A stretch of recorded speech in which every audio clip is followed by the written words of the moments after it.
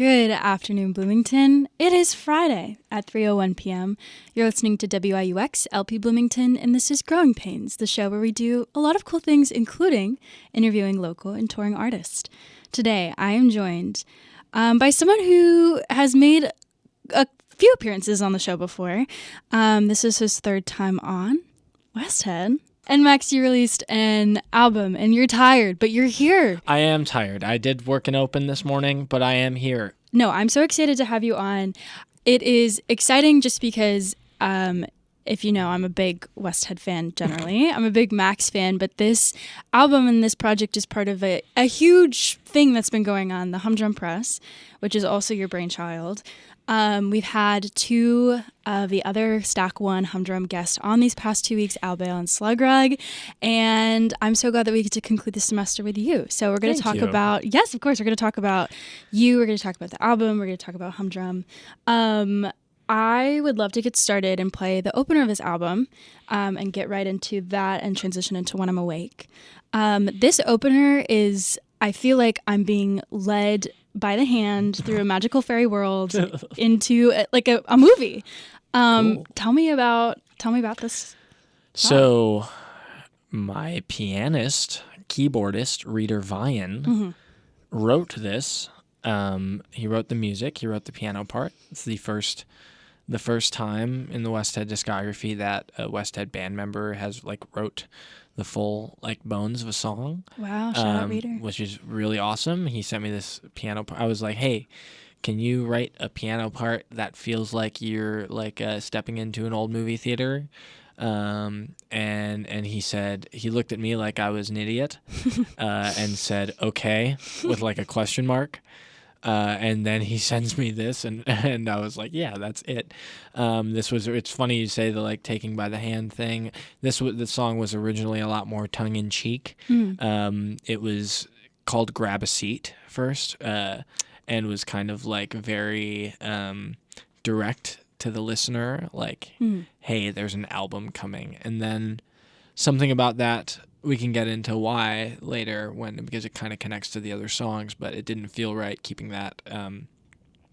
So I wanted to preview some of the things I say on the later songs instead for this song. So yes, this is Oh Yes Can Do, the opener of the album.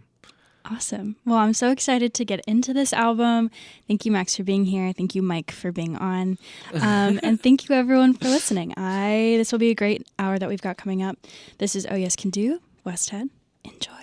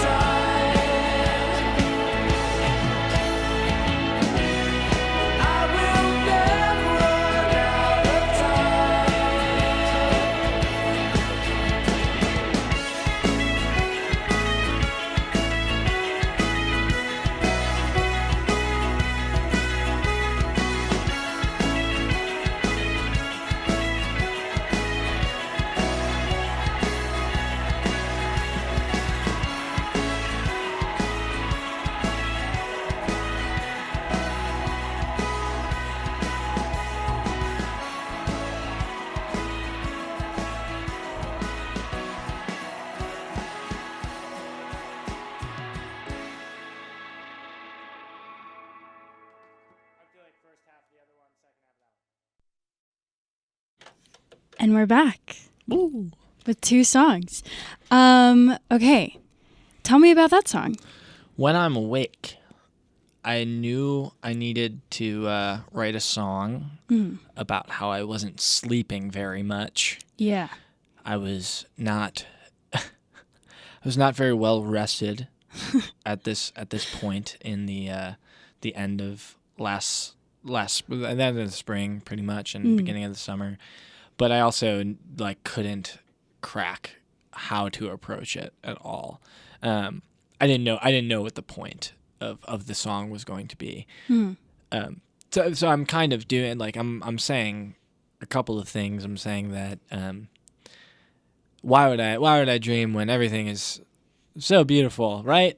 Right? Well, I don't need to sleep. But then, you're supposed to be like, hey, you're an idiot. Get some rest. Yep. So that's kind of I wanted to sing like I really had no idea how to take care of myself for these first couple songs. Track 4 which I think we're listening to next, is called Sam's Epitaph. And that's, I have a very crude track list from the beginning of writing this project. And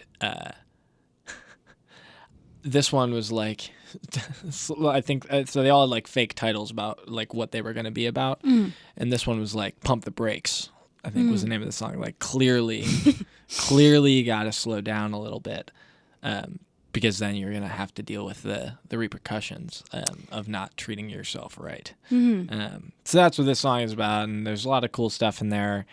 I lyrically and also musically, my band and collaborators on this one, I feel like did some of their best work that they had. I think both Ben Kramer on drums and Jimmy Diskin on guitar did their best work and they've played on so many Westhead songs.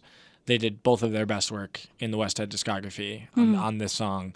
And every time I listen to it, I'm grateful that I just kind of gave them a day when they had this song to themselves and I wasn't around. Yeah. And then they just kind of went crazy on it, and it sounds amazing. So yeah, they did awesome work on this. Nathan Allen on saxophone and bass was absolutely murdered the track as well. But yeah, a lot of cool stuff. Kendrick Lamar influence for there's a song by Kendrick called "Sing About Me, I'm Dying of Thirst," where he has the narrator of the song, the character he's playing, saying, "I'll never fade away, I'll never fade away, I'll never fade away," and then his vocal starts fading out.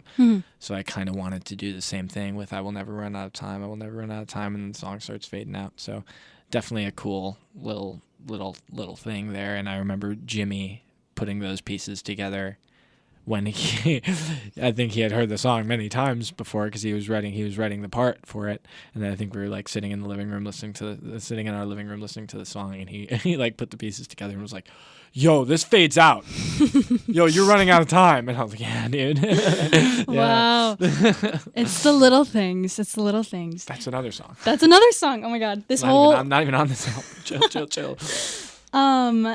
No, I think it's interesting that you talk about this, the initial premise of the song was "Pump the Brakes," or that was an initial title, because this album kind of came out of nowhere. It felt like you have released an album earlier this year, Double Days and Fault Lines. Yeah. And it seems like this project kind of snuck up on you. Yeah.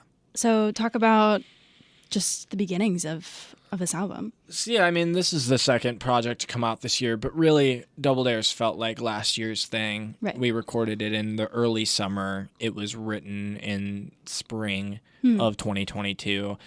This year was, honestly, I started this year, I had another album written in February. Right.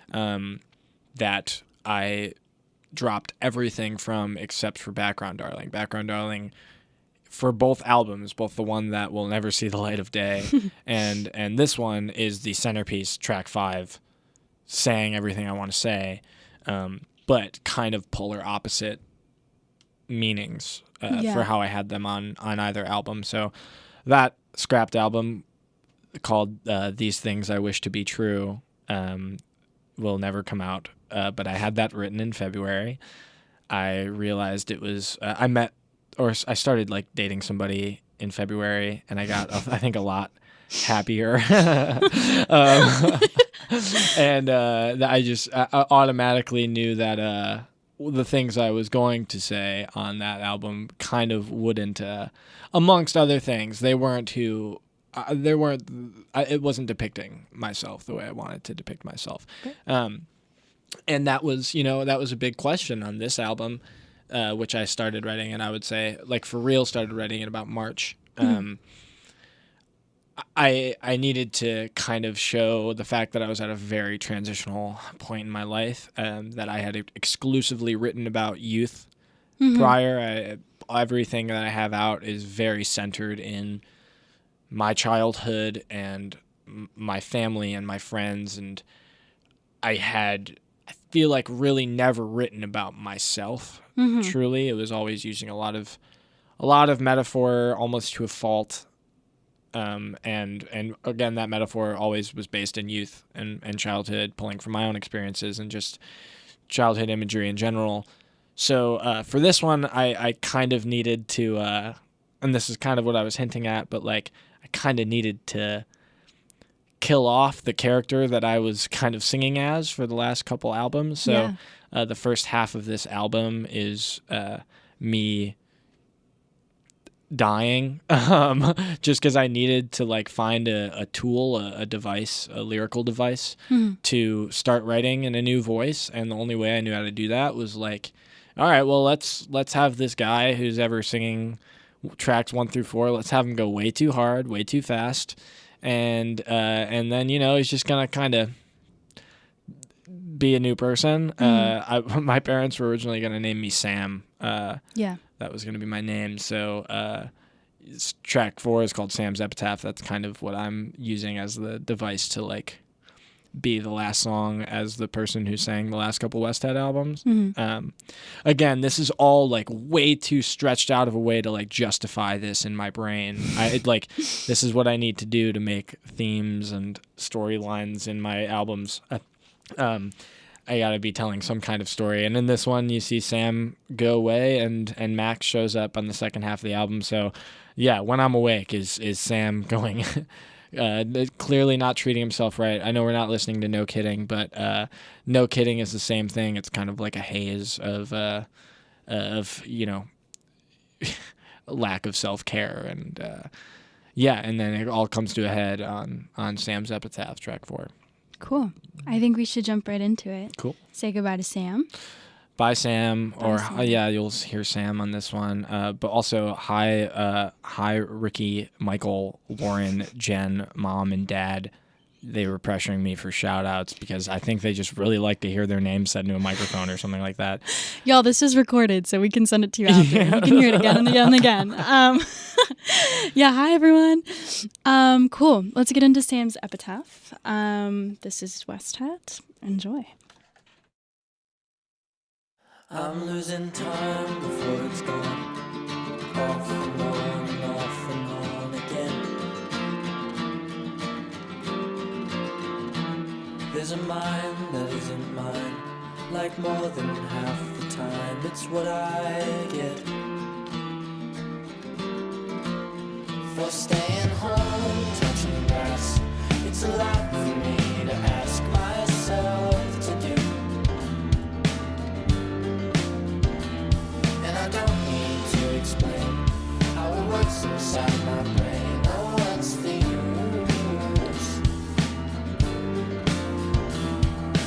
I don't need to be silent, but I don't care to intrude. What's the matter with Sam? Hey, what's the matter with you?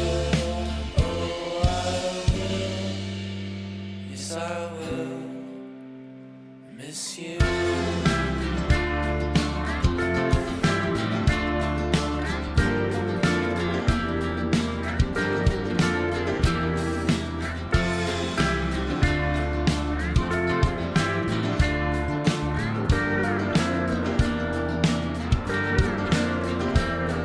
I just kicked the bin, messed up for a bit, lost a lot.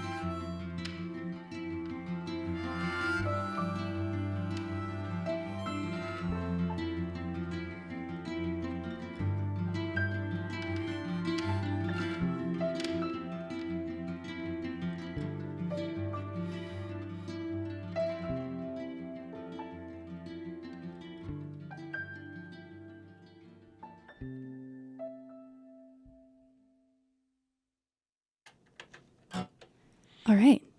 That was Sam's Epitaph. Yeah. I was definitely struck by the ending because it feels like a traditional Westhead album closer. Yeah. And so it makes sense that it kind of Closes the first half. Closes and this the first half. This character's arc. This sounded like a bit that would have been on like my album and Just Like That. yeah. I was actually Antonio Rosario, the current acting Westhead bassist, also frontman of Bloomington Sweethearts, Mindfully Blind. Love you guys. He played bass on this song, and he and Dan, also from Mindfully Blind, shout out Antonio and Dan, were both at the recording house, Allie's house. And Dan heard this part. I believe Dan goes, "Classic Westhead," and that killed me. And my music is good, but my brother Michael is gooder. And he's gonna Venmo me $5 for saying that. Anyway, but yeah, this song was also just like this. So this one, I had a 20-second demo for. That was just the first 20 seconds of the song. It was a way for me to play with the vocal synth effect that's going on. It's a lot more subtle in the final recording than it was in the demo. It was my original plan for this album was the way I was going to depict the characters I was talking about was with Bon Iver 22 a Million style, very, very synthesized vocal parts. Luca Chazal, collaborator, mastered this album, helped produce this album. He was, this is one of the couple that he had. Me and him were just I was showing him 3 20-second demos pretty much that we just both were listening to for a couple months. And he would just be like, "Hey, do you have a full version of this one yet?" Because I don't know how much longer I could just listen to this 20 seconds. So this one, this was maybe the longest one to flesh out on the album. But I just needed to hear what everybody's contributions were. Braden putting in that. I was not expecting this song to be what it is. I was not expecting that drum part to be what it is. I wasn't expecting it to just groove so hard.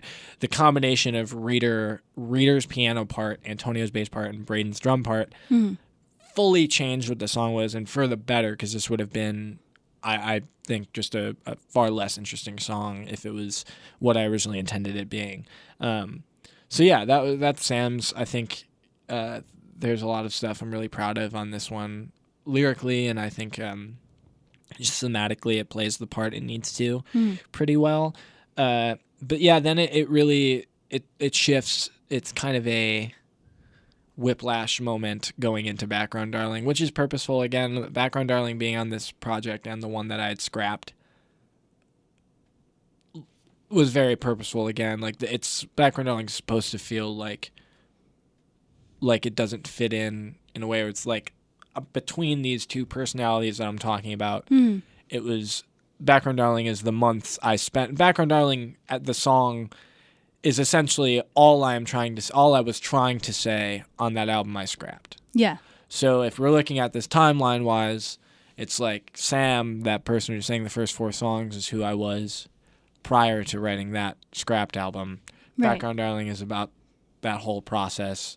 Not really about that whole process, but it's the mindset. It's what I was thinking about. Everything that I'm singing about on Background Darling, which is I think we're gonna listen to next. And then after that is we can talk about the things I learned and. Yes, because I kind of remember the process. Yeah. Where it felt like maybe it would be quick, and then external circumstances kind of drew it out a little bit. But I do want to ask really quick. So far on your 3 Westhead albums, you've adhered to the 8-track album, and I think we've talked before. A lot of the songs kind of serve a very similar purpose based on their track list, or order. Yeah, I think this is. I don't want to never say never, but I think this is the last one. I think this is the last 8-track album I'm going to do. I think it was an experiment in. I don't want to say that I had a plan to do 3 8-track albums. But I feel you look at what each song is on each album, the track 5s are all very, specifically I feel this is a very clear successor to And Just Like That. track 5 being Keep It In Mind and Background Darling on either album seem like they seem like they are fulfilling the same role. Track 6 being Little Things on the first one and Old Maurice on this one. Short interludes that are referencing other artists very blatantly. And then intimate and self-aware final 2 tracks. There's just, I found ways that, like, I found what numbers should be. I played with it a little bit more on Double Dares just because the idea of having the opener and closer be as connected as they were on Double Dares and Fault Lines. But yeah, the 8-track album, I think this is, I guess this is maybe a good time to talk about it, but I've talked about this ad nauseum with the other humdrum folks. We just kind of sat around and talked about our records for a little while in front of microphones, so we had some voiceover stuff to use. But one of the things I talked about in that is that I think this is really the last album I can make with the workflow that I've had for the last couple of years. I've been a student. I've been in a music school. I've been surrounded by resources. I've been able to do a lot for free or just with people who wanted to collaborate. And I've been growing and changing, and my brain is finishing forming. There's a lot every year that I feel like I learn about myself. And I've also, again, like I said, like everything I've written has been centered around youth and my childhood and just that portion of my life and what I wanted to take from it. And now I feel like I've not necessarily said what I wanted to say, because I think I'm going to have different takeaways about childhood and youth in general going forward. But really, I think that at the pace I've been going, I wouldn't want to put out another 8-track album that I write very deeply, very quickly. That's not. I think I've fulfilled that kind of that. Oh, what's the word I'm looking for? That itch. That. I mean, yeah. I've scratched the itch of, like, and now I feel like, I mean, like, I might need to put out an EP after the next thing I do. I think there's going to be. It's fair to say I think there's going to be a released music Westhead break after this for the first time in a while. Sure. We're going to play a lot more shows. We're going to I'm going to be moving back to Chicago. There's going to be, Bloomington chapter and Chicago chapter, surely, of Westhead. And yeah, I mean, I'm going to be, working professionally as a producer and engineer. And that will surely come with new resources and new friends and new sounds and a change in sound and maybe a change in some collaborators. And I think I'll probably want to play with that a little bit before I put out another full-length album. But the next full-length album I do is definitely going to be 10 to 12, I would say. I think the 8-track format, I've done what I can with it.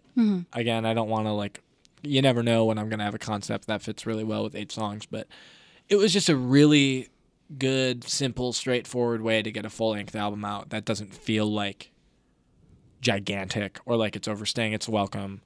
It's just, there were ways for me to fully live in an idea pretty concisely and pretty quickly. So I think I did what I wanted to with these 3 records. I think Friend of Mine, the EP I put out before, and Just Like That should also really be included in that. They're all very, very connected to one another, the 4 projects I have out so far. And yeah, I honestly don't know what I'm going to write about next. It's the first time I don't really have an inkling. So I got to give myself some time, I guess. I think, 2 albums out in 2023. I think you can give yourself that time and that space. But yeah, it is kind of an interesting thought. There won't be another Westhead album to be listened to. You never know. I get pretty crazy when it's album time, and I just know, something I start moving with a lot more of a purpose Sure. You And said my- to me yesterday that you were contemplating writing a 5-song EP and recording it. So I wanted to put it out on New Year's so I could say I put out 3 projects. And like I found like a new tuning that I just sat with and wrote a bunch of little ditties on the other day. So I was just like, wouldn't it be crazy if I just didn't tell anybody and put it out on December 31st? But that would have been excessive, and I think Braden might have been angry at me. Not angry. Braden's only gotten angry at me once, and even then he wasn't mean to me. He just said like 2 days later, "I told you so," and that was his version of being angry at me. Anyway, but yeah, I don't know. I can't say that there's not going to be a Westhead project next year. sure. There might be, there might not be. But for the first time, I don't have like a, yep, I'm going to do it, you Right. know, which is freeing and nice. Also a little scary, but. Yeah. No, something about you that amazes me is how, I mean, at least after Double Days and Fault Lines, how into the next project you were. And I was like, oh my gosh, doesn't this guy need a break? But that's cool. So we'll see. We'll see. Yeah. But I'm glad we have this one to kind of close out the year. Yeah. Well, we're going to get into the second half of the album, Background Darling. So much to talk about with this song. Yeah. But I think we should just play it. Listen, cool. All right. Background Darling, Westhead. Enjoy.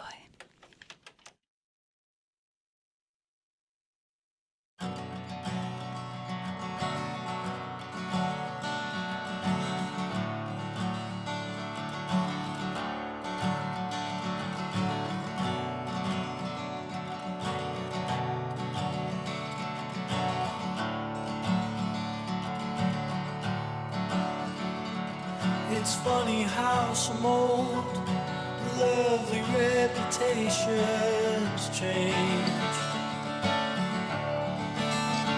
I could have easily reminded you of all the things that you would always say,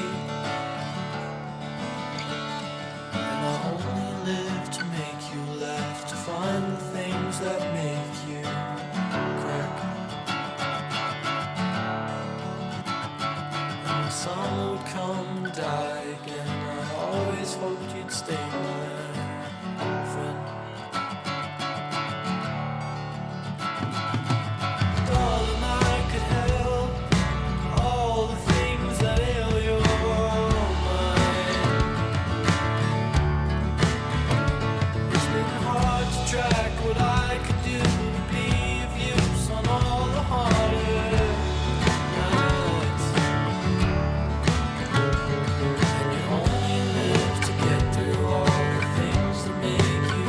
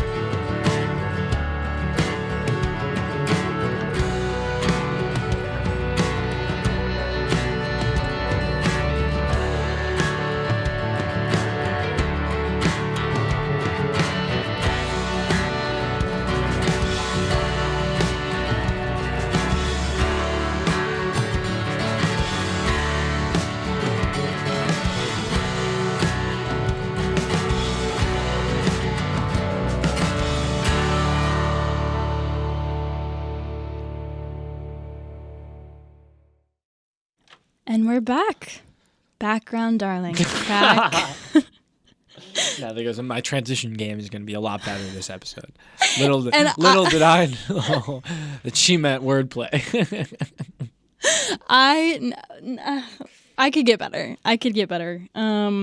Track 5 though. Track 5.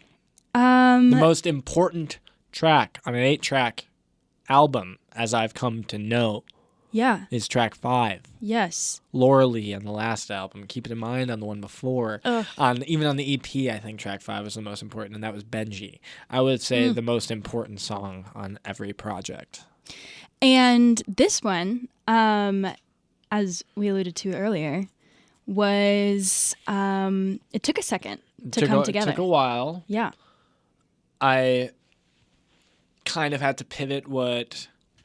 There are people I'm talking about on every verse of this song. Originally, the whole song was about like one of the people that I was talking about, but I had to like, in order for the song to do what I wanted to do, I feel like I had to talk about multiple people and multiple like parts of my past, and I do that on every verse. But in general, it's what does it look like when I have relationships with people? I pretty much just exclusively, like, my relationship with them is like, I want to support you. I would really love to just let me be in the background. Just let me cheer you on. And yeah, that was the approach for this one. And it's also the song that made me realize I was like terrified of TikTok. Yeah. Because I posted a couple TikToks, and I posted this one in like June, and it got like 100,000 views in like 3 days, and everybody was like, when is this coming out? When is this coming out? When is this? I was like, I don't know. Chill, guys. Come on. Now, what do you want me to do when it does come out? Respond to all of your comments individually? No, I'm not going to do that. Just it just seemed very natural for me. I never really liked the trope of like Robert Lamb from Chicago said when he wrote 25 or 6 to 4, he didn't know what to write about, but he looked at the clock and it was 25 or 26 minutes to 4 a.m. So he wrote 25 or 6 to 4, sitting cross-legged on the floor, 25 or 6 to 4. And I was like, hey, man, it would have been a lot cooler if you didn't tell that story.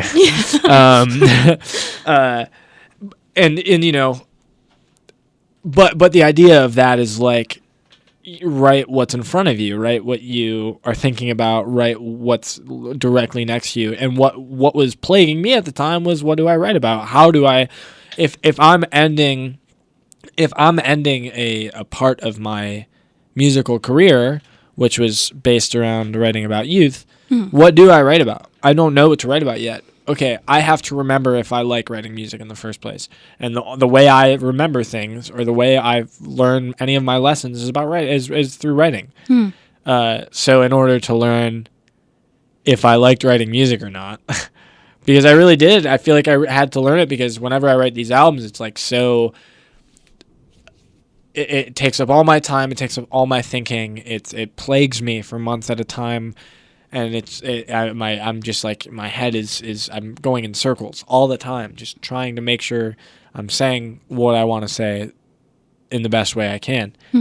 So I needed to write to find out if that was even healthy anymore for me, or if that was just a good way to go about writing music. Yeah. And I think what I got to was like, you need a break after this, but you really, really love it, and you really, really need it, and you really, really love it when you don't take it that seriously. When you're able to not take it seriously, those are the points where you love it. So that's what those last 3 songs on the album are about. Is I really love this I love this more. When I don't take it as seriously, and when I process everything around me and am grateful for it all at once. Yeah. And I think as I'm getting older, I'm just learning how to love it all more. Music, life, people, all of it. And when I'm older, I'll love it more. I'll keep loving it more. So I think I get to those points on tracks 6 and 7, and then obviously I say it pretty blatantly in track 8. But that's the main takeaway from the project, though. Is I'm just learning more and more what I want from music, what I want from life. And the past 7 years of putting out music in some shapes or forms, I don't know what I would be doing if I didn't if I didn't go win recording time for my first band's Battle of the Bands win in 2016. Yeah. I have no idea. If we didn't record that EP, I don't know. I don't know if I would have landed on more. I don't know. Yeah, it was just really, it's an overwhelming thing to think about. And again, that's another reason why I feel like I needed to write about writing music, is because that's what, I mean, if I'm going to talk about youth, the last thing that I need to talk about is like that aspect of it all, writing and releasing music, which I've realized is kind of what I need. So yeah, I feel like with that we should listen to the final track. Yeah, I love this more. Yeah, just a beautiful closer. Thank you. We're gonna wrap up listening to When I'm Older I Will Love This More, and hopefully get some time to talk about Humdrum at the end. But yeah, thanks so much for everyone for joining us so far for this. This is the closer of the album. Enjoy.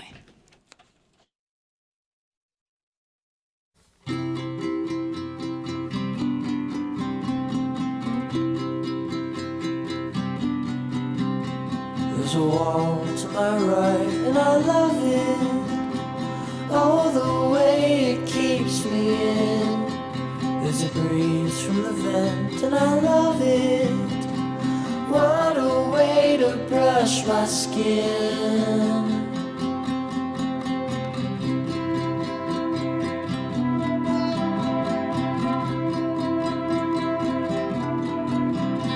There's a pen in my hand, and I love it. What I do without it now. There's a brain in my head, and I love it. If only it could please a crowd. When I am older, I will love this more. When I am older, I can love this more.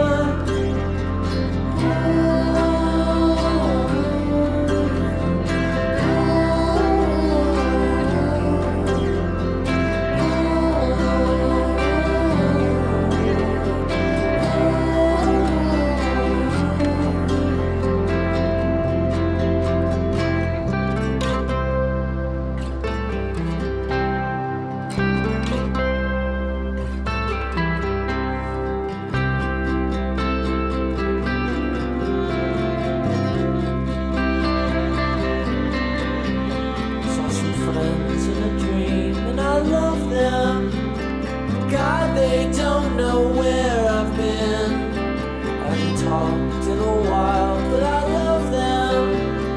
They don't owe me anything.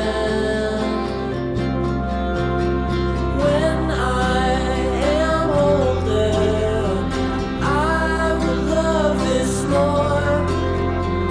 When I am older, I can love this more.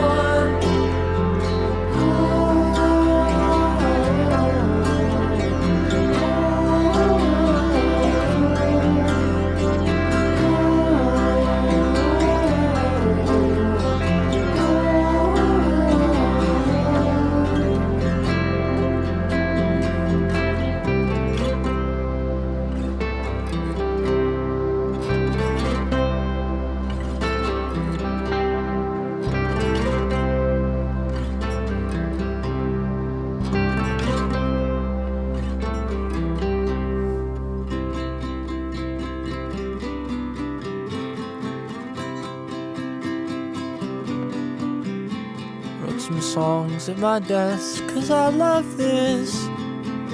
I really hope I never stop. When I am older, I will love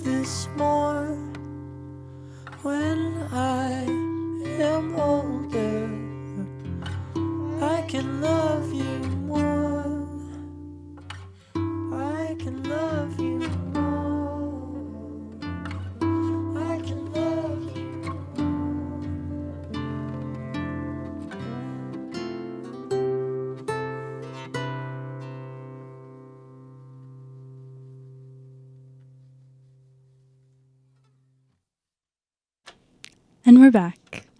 Love this more. What a beautiful conclusion to the album. Thanks. Yeah, I don't know. Something about this whole project, it just feels very much you right now, and that's really cool. And yeah. Yeah. Do you have any other thoughts? I think I said this in that humdrum round table I was talking about earlier, where we were all just recording ourselves talk about the records, and I sent the song when it was finished to my friend Cade. And this was one of those ones, like I was talking about, that only had like a 30-second demo of it for the longest time. So anybody who had heard this song before it was finished probably only heard the 30-second bit, which was just the intro, pretty much the first verse. And I sent this to Cade, and he said some expletives, so I'll censor myself. But he said F right off. That made me cry. A Max who loves and takes care of himself is one that I love to see, or something along those lines. And yeah, I mean, I think I was able to, for the first time, really be so like mask off on this song for the first time in my discography. And the way I had to do that was just list things I love. But, you know, a lot of those things were just things that were around me, like I was saying. And people, you know, there's a reason this music video is all home videos of my family. I think the sentiment about writing music and growing older and loving it more and finding ways to love it more, it holds true. It's not just an album about writing music. It's an album about my friends and my family and my loved ones and life itself, and the pen I use to write things down on paper, and the walls that encapsulate my living space, and the posters I have on the wall, and, you know, the people who come through the house, and all of that. So to me, it only seemed right to just list those things. And yeah. There's I think a really cool juxtaposition and way to end that album, because it's such a kind of like childlike way of expressing your love for things, but you had to reach a certain level of maturity before you could get it all out. Say it that plainly, because it was like, if I would have put this song out 3 years ago, I would have thought it was embarrassing, probably, to just list things I loved. I really liked being bitter. Really, really liked being bitter. And, you know, I think that's something that everybody has to get over at this point. It's especially, like, I feel like the college experience is one that speed runs you through that whole thing. Sure. Because, you know, it's fun to be angry about homework. It's fun to be upset about not getting enough sleep. Yeah. You know? But then, you know, you get a point at the end of the college experience, like, whoa, I got to go away for 4 years and meet new people and study the thing I love. And at that point, like, I mean, I don't mean to say this as if like everybody has this experience, but like in college, or people who didn't go to college. But for me, it was like any bad times I had in my first years of college. By the time I got to this year, I was just like, man, I could not imagine being anything but grateful for this time, and the years that I've gotten to make music freely and meet new people. And it made the whole I don't know if this album I don't know if I would have reached the same conclusions I got to on this album if I wasn't in the space I've been for the last couple years. And but regardless, it's the point I got to, and there's no going back. So yeah. Well, I love hearing you talk about everything. I always have. This is just a beautiful album. I'm so glad we could chat about it. I wanted to ask you really quickly, though, about kind of everything surrounding it, because a lot of the cool things that have been happening have been of your design with Humdrum. And yeah, we've heard from Slugrug and Albale about their experiences, but you're the guy who started it. So just tell what you will about the whole label. Yeah, Humdrum Press is an idea that came about. Of course, it was something that we like jokingly threw around while we were making these albums, but we didn't really think anything of it until they were really starting to wrap up. And then the conversations became more serious, and then we had one big conversation on my porch with me and Braden and Allie and Keegan and Reese, and had to call FaceTime a couple people into that conversation at the end of it to confirm we weren't, doing too much or being too ambitious. But, like I said, I've taken the crafting of an album very seriously over the last couple years. And one thing specifically that I really, really loved watching, I loved partaking in for musicians I cared about was the rollout. And when you got a lot of minds on a project, the rollout could be the coolest part. The rollout could be, you could define the album more than the songs end up doing. And I've done some stuff that I'm happy with for rollouts, but in general, I've been a student. I haven't had too much time to craft things. I've had connections on the video end of things and the photography end of things, and people and collaborators who have ended up helping with that. But I feel like in order to really do like a rollout in a cool way, you need a team and you need people behind it. And luckily, and I'm extremely grateful that obviously the group that we had at Allie's house were so multi-talented and we're so all in on this idea, which is the Slug Rug Bunch and my band and Allie, and then we end up bringing a couple of friends into the fold that also fully, it wouldn't have happened without Madison Waluski doing all of our design and art. Just an incredible eye and hand to have define our look and what we and just how we present ourselves. Nathan Allen being our photo and video head essentially, and also just like our general tech guru guy. He's got all the servers and he's hosting the website, so that's cool. But yeah, I mean, the general idea of course was like, yeah, let's have a place to put out. We knew these albums, we knew these projects that we recorded had to be connected in some way, but we didn't know if it was just going to be like, we'll hype each other up on social media, whatever. No, it needed to be something more than that. Yeah. We needed to find a way.